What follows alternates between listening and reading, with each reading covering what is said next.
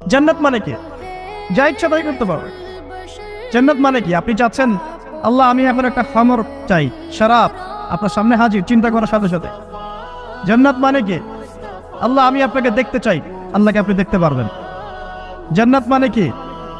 আপনি মধুর নহর, দুধের নহর, পানির নহর, শরাবের নহর, হুরে নিঈন চতুর্দিকে ঘোরাফেরা করছে।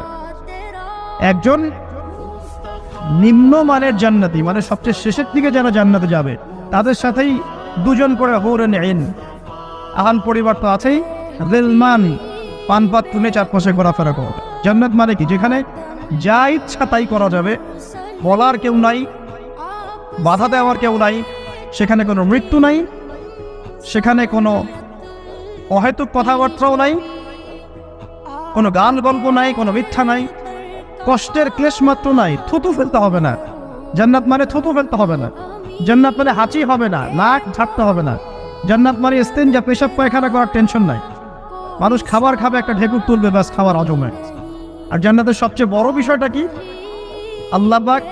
আল্লাহ পাককে আমরা এই চোখ দিয়ে দেখতে পারবো ইনশাআল্লাহ।